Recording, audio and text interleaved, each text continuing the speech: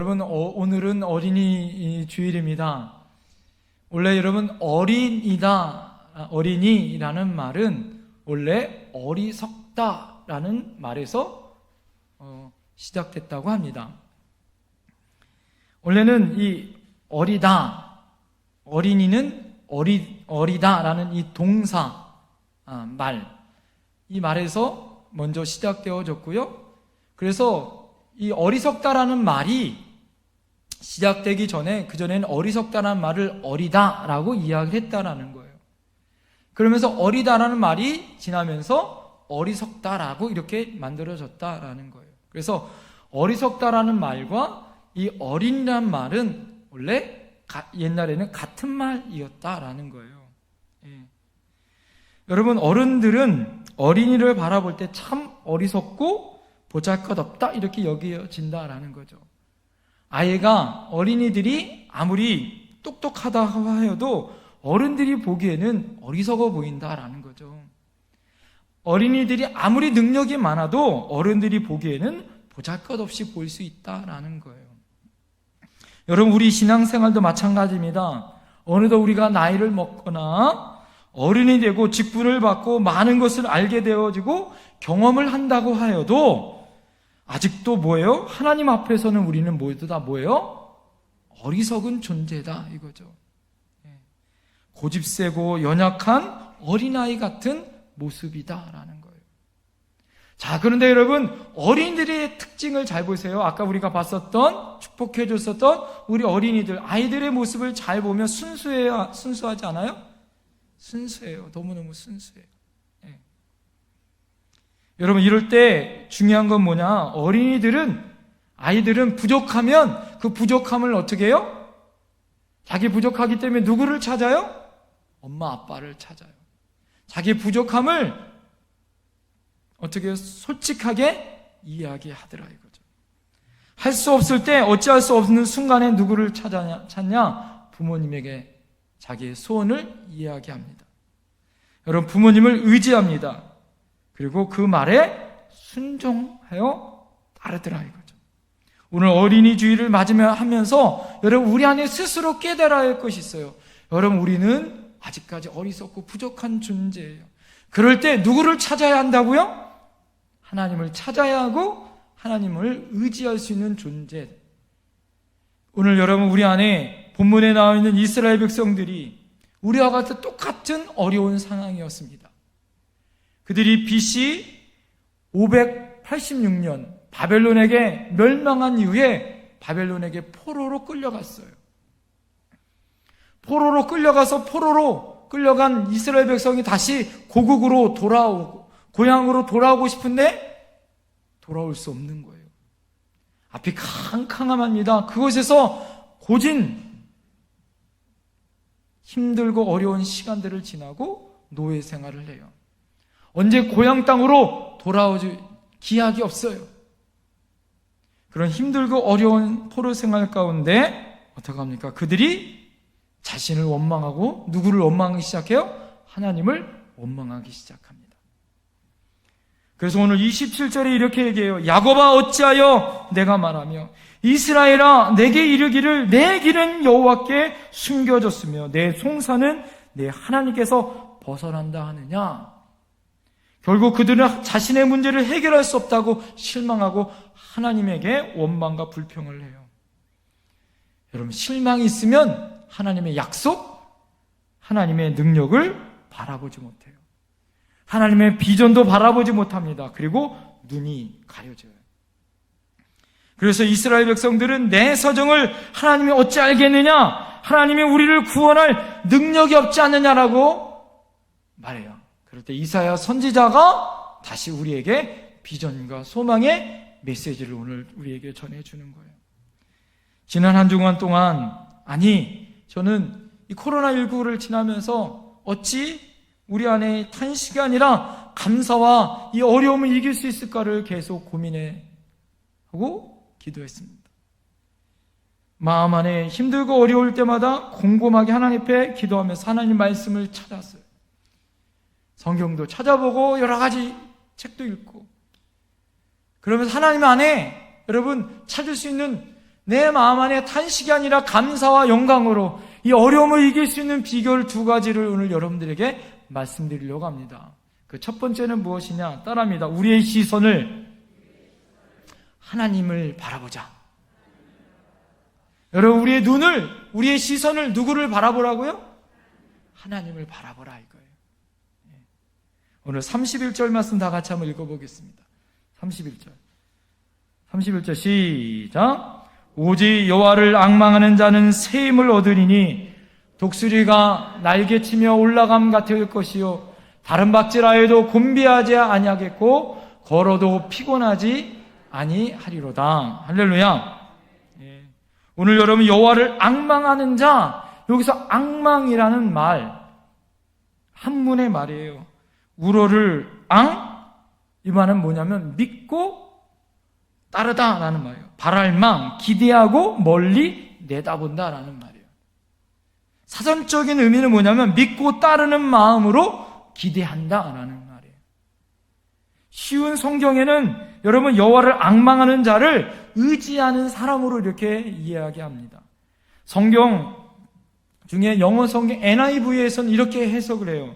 주 안에서 소망하는 자, 여호와를 앙망하는 자를 그러면 종합적으로 무엇을 말할 수 있냐면 전능하신 하나님만을 바라보고 믿고 따르고 의지한 자, 이게 바로 여호와를 앙망하는 자예요. 여러분, 위기를 당하면 우리는 지금 당면한 문제 안에 집착하고 그것을 바라보게 되어 있습니다. 지금 당한 문제에 짓눌려서 나는 이제 꼼짝없이 죽었다라고 이렇게 생각할 때가 많아요. 여러분, 그럴 때 우리의 시선, 우리의 눈을 어디로 바라보는가 굉장히 중요하더라 이거예요. 그럴 때 여러분, 첫 번째는 따라하겠습니다. 과거의 하나님의 은혜를 돌아보자. 우리의 눈을 첫 번째 어디를 바라보라고요? 과거, 지난 과거의 하나님의 은혜를 돌아보는 지혜가 있어야 된다는 거예요. 과거에 하나님께서 나에게 행하셨던 일을 되짚어보는 거예요. 과거에 저와 여러분들은 한 번쯤은 좀 이런 일이 있었을까요? 나 이제 죽었구나, 꼼짝없이 죽었구나 생각할 수 없는 그런 순간에 그때 하나님의 역사와 하나님의 은혜를 경험한 순간이 있었어요. 그렇죠? 여러분, 그것을 돌아본다 이거죠. 하나님께서 그때 나를 어떻게 인도하셨고 나를 어떻게 도와주셨고 나에게 어떻게 은혜를 주셨는가를 생각해 보는 거예요. 과거에 어려움을 당하면 막다른 골목과 같습니다. 캄캄합니다. 출구가 없습니다. 살 길이 없습니다. 경험해보지 못한 어려운 일들을 경험하는 거예요. 그럼 그때 여러분 어떻습니까? 힘들고 어렵다 이거죠. 지난주에도 우리 서연이 눈 고친 것 때문에 여러분들에게 너무 큰 은혜의 말씀을 전했습니다. 이번 주간에도 우리 서연이가 또 사건이 하나가 있었어요. 금천에서 아이를 잃어버릴 뻔했었어요. 우리 가족들이 에이스 정형외과, 금천에 앞에 있는 에이스 정형외과에 우리 주연이, 우리 아내, 우리 장모님 이 치료받으라고 가고 내릴 때 우리 이제 아이는 를 내버려 두고 이제 그 아이는 저하고 같이 있으니까, 근데 저는 또 주차하고 한참 아이를 있으니까 엄마하고 먼저 가라고, 그래서 아이를 내려두고 주차하고 간 거예요. 그 공용 주차장에 주차를 하고 나서 갔더니 병원에 갔더니 아이가 없는 거예요. 세상에나. 그래가지고 나와가지고 서연아 눈 고쳤는데 막 찾았는데 서연이가 그 농협 있는 다이소 옆에서 저를 본 것 같으니 울면서 아빠 그러고요. 가족 상봉 있죠. 울면서 끌어안고.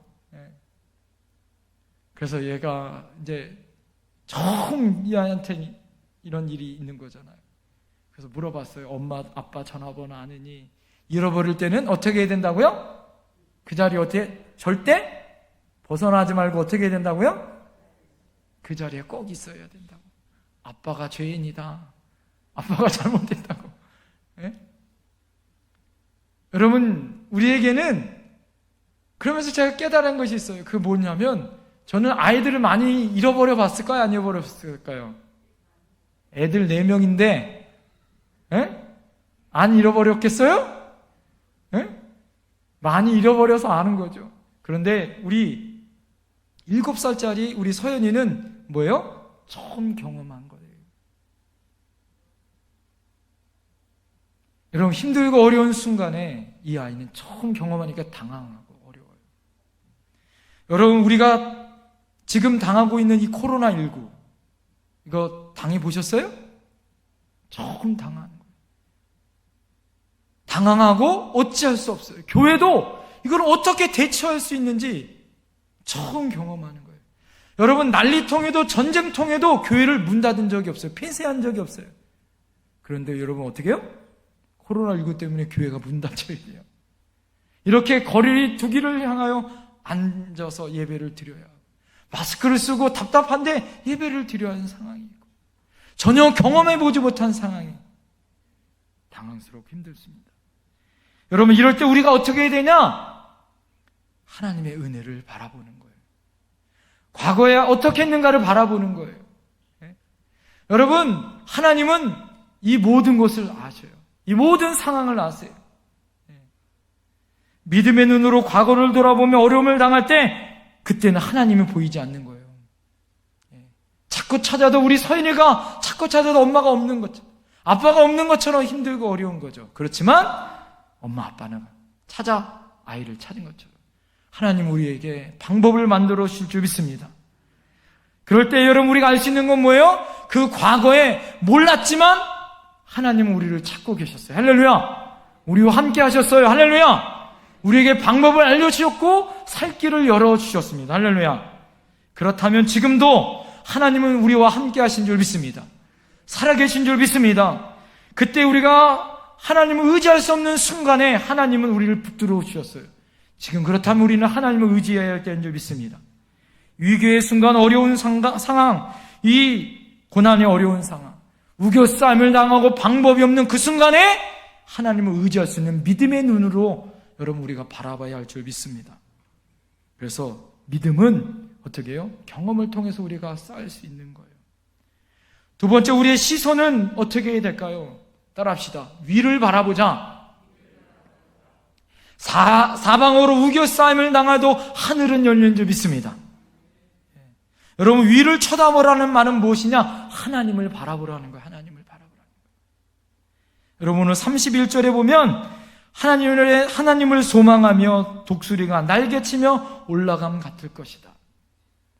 독수리는 폭풍이 어려우면 어떻게 해요? 창공으로 비상하여 올라간다는 거예요.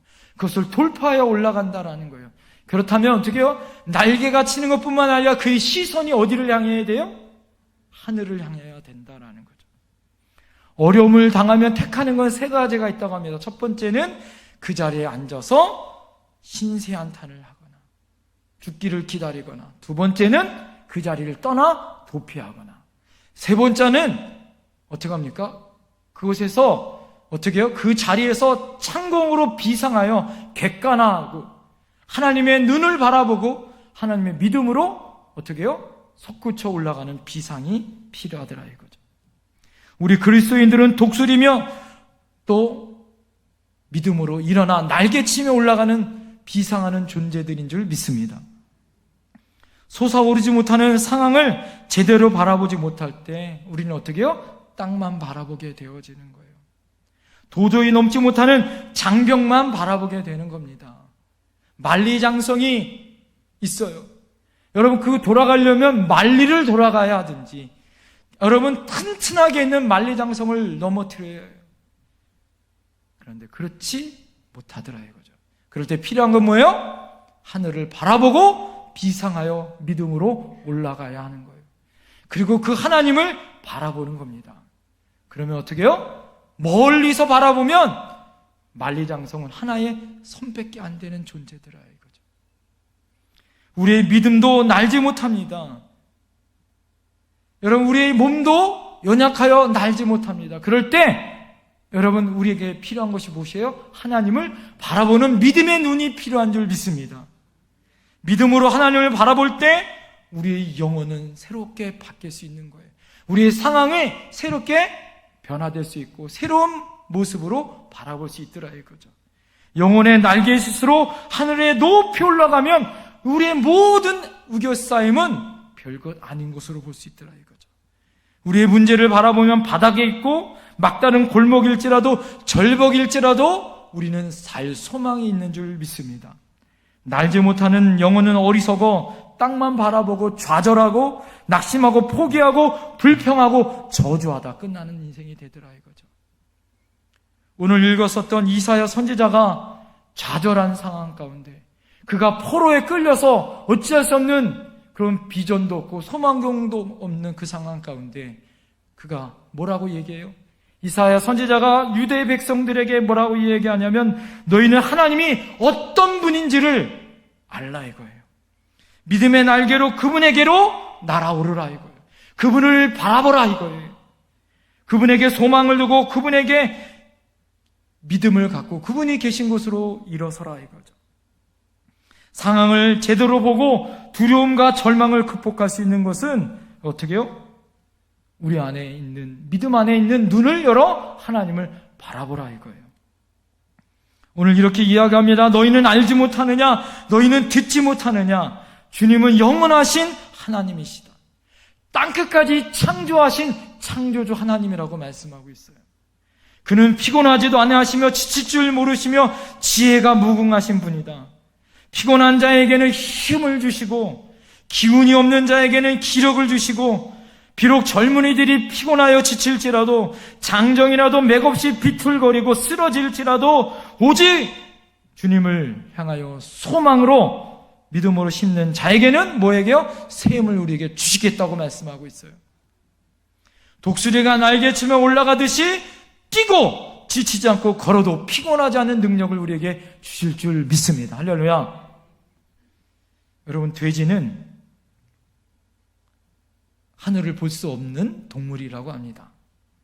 돼지는 늘 땅을 파고 땅의 것을 먹고 땅의 것을 찾아서 먹는 동물이기 때문에 하늘을 쳐다볼 수 없대요. 그래서 어떻게 해요? 돼지는 어디가 튼튼해요? 목이 튼튼해요. 우리가 삼겹살뿐만 아니라 뭐 먹어요? 목살 먹어요. 목살은 비계가 있어요? 없어요? 그래서 비계가 없대요.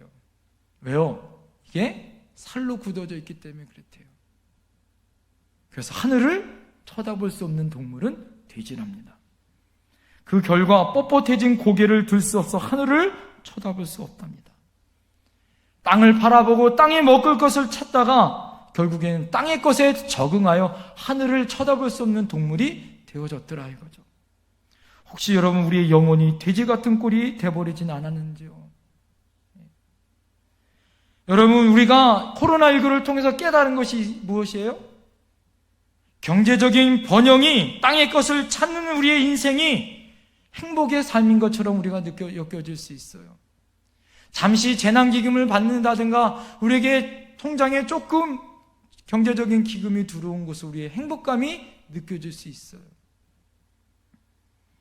땅의 것을 탐닉하느라고 영적인 체험, 하늘의 것을 우리가 보지 못하는 우리의 인생을 우리가 경험할 수 있더라 이거죠.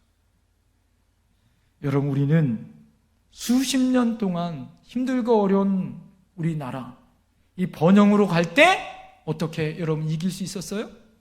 경제적인 것을 우리가 번영으로 이길 수 있었다 이렇게 이야기할 수 있지만 믿음의 눈으로 봐서는 그게 아니에요. 우리의 믿음의 선배들은 힘들고 어려운 순간에 하나님을 바라본 줄 믿습니다. 그것을 우리는 경험했고 지금 이 순간에도 하나님을 바라봐야 할 때인 줄 믿습니다. 골로새서 1장 2절에 보면 여러분, 우리에게 하나님께서 우리에게 이렇게 이야기합니다. 그러므로 여러분이 그리스도와 함께 살려주심을 받으시면 위의 것을 추구하십시오. 거기에 그리스도께서 하나님이 오른쪽에 앉아 계십니다. 여러분은 땅의 것을 생각하지 말고 위의 것을 생각하십시오. 따라합시다. 위의 것을 바라봅시다. 땅의 것을 바라보지 말고 위의 것을 바라봅시다. 저는 이번에 코로나19로 인하여 우리가 어려움을 당하고 경제적인 어려움, 여러 가지 이 어려움이 오히려 하나님을 바라볼 수 있는 영적인 기회인 줄 믿습니다. 그래서 믿고 여러분 어떻게 해요? 이 상황과 순간 가운데 더 하나님을 바라볼 수 있어야 할 줄 믿습니다.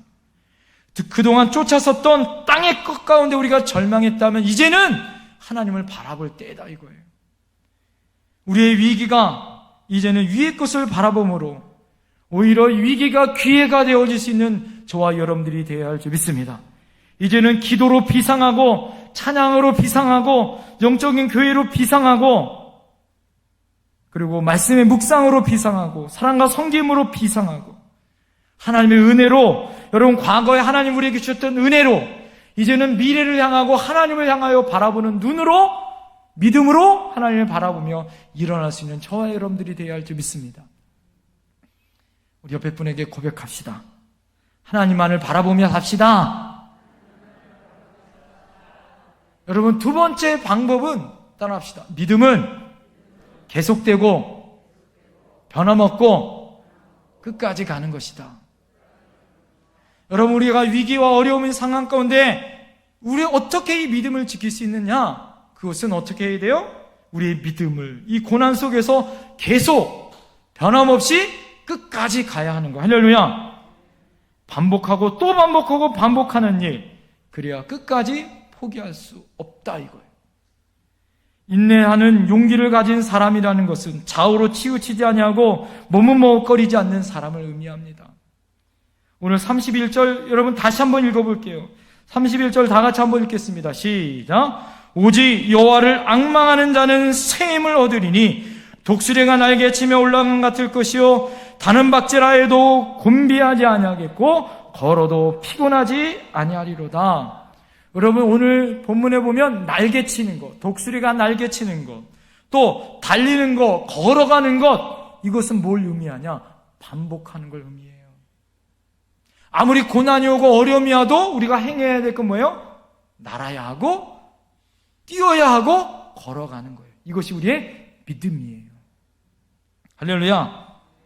하고 또 하고 계속하는 것, 반복하는 것. 여러분 많은 사람들이 이런 반복이 쉽게 실증이 나고 어렵다 이렇게 이야기합니다.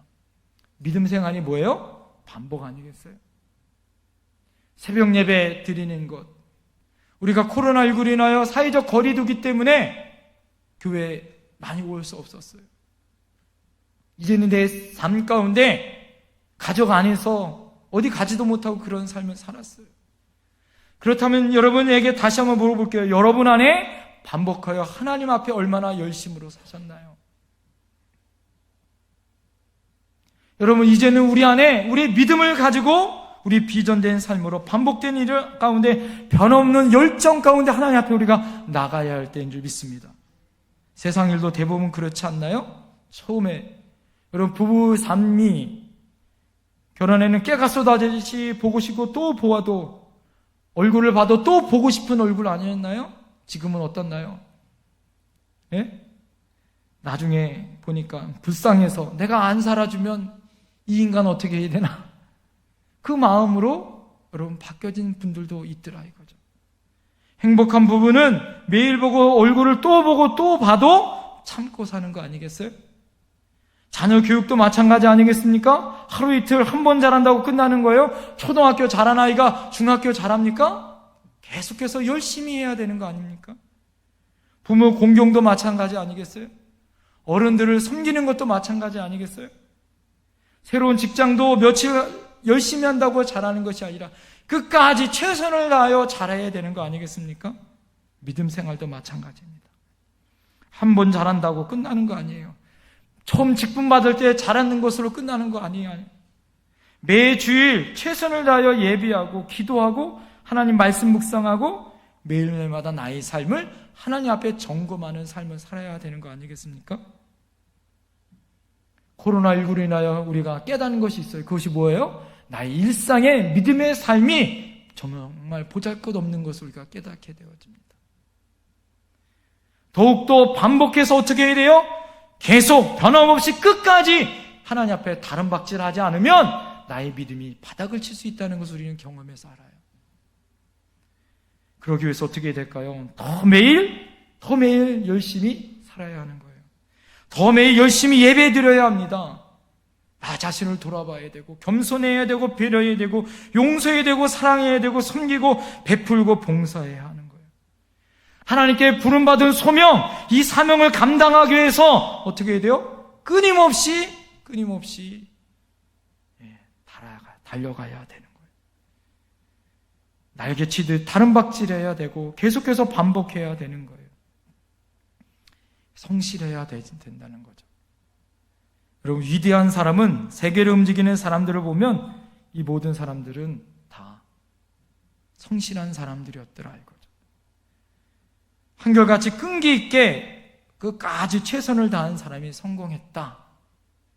하버드 대학교 교육 심리학자인 하워드 가드너라는 사람이 그의 자신의 책인 열정과 기질이라는 책에서 탁월한 성취를 이룬 사람들의 공통점을 보니까 적어도 한 곳에 10년 동안 그곳에서 최선을 다하고 열심히 끝까지 버틴 사람이 성공했다.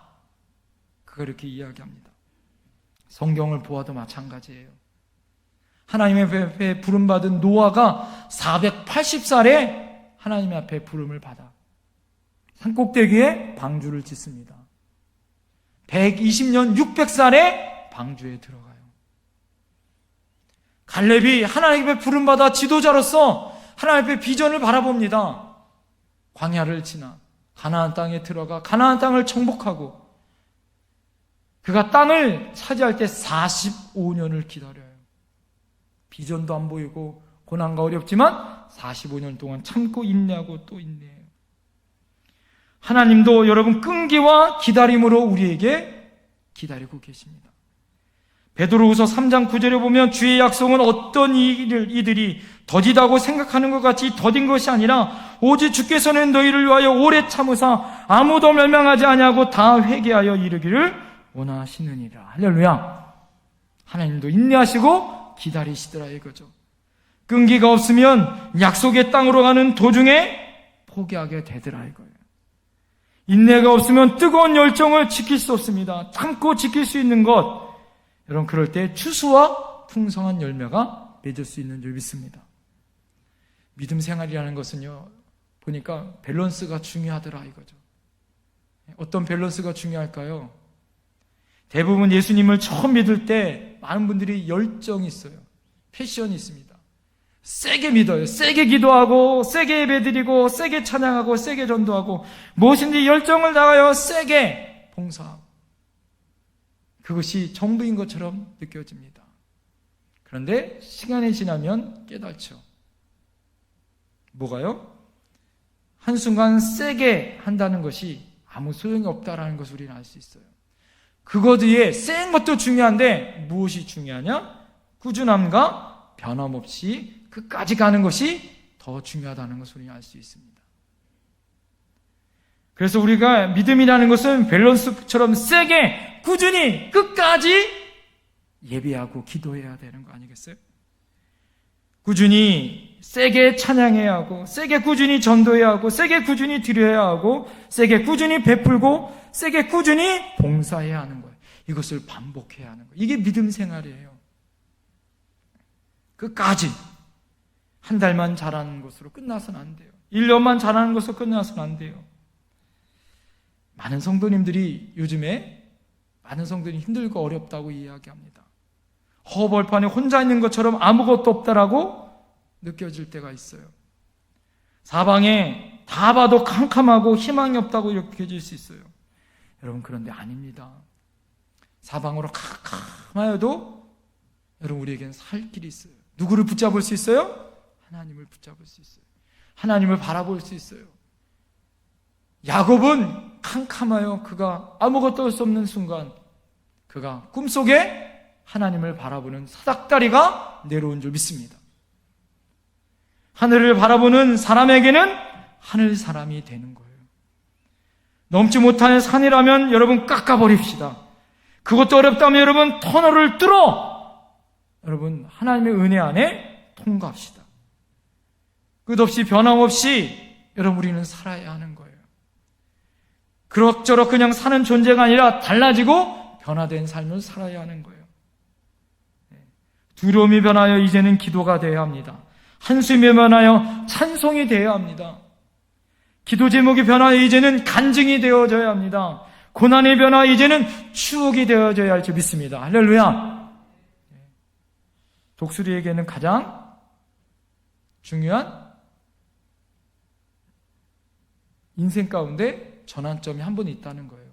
가장 오래 사는 조류 중에 하나가 바로 이 독수리라고 합니다. 그래서 독수리는 한 70년을 산대요. 그런데 그가 40년, 40살이 되어지면 반드시 자신의 인생을 다시 돌아보고 변화되지 않으면 이 독수리는 그 자리에서 죽는다고 합니다. 그것은 무엇이냐면 40년 동안 썼었던 이 부리가 굽어진다는 거예요. 그리고 발톱도 무뎌지고 굽어진대요. 깃털도 어떻게 해요? 오래 쓴 깃털이 무거워지고 그 속도가 느려진다는 거예요.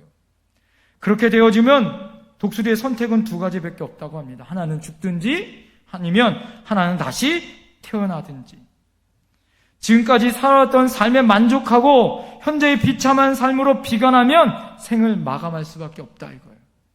그래서 독수리에게는 다시 새로운 삶을 살기 위해서 반드시 해야 하는 어려운 과정이 있다는 거예요. 그것은 자신이 지금 살고 있었던 집에서 다시 이사를 해야 된다는 거예요. 어디로요? 절벽이 있는 절벽산으로 집을 지어야 한다는 거예요. 그곳에서 150일 동안 거의 5개월 동안 머물러 있어야 하는 거예요. 그래서 어떡하냐? 가슴 쪽으로 구부러진 부리를 어떻게 할까요? 벽에 대고 친다는 거예요.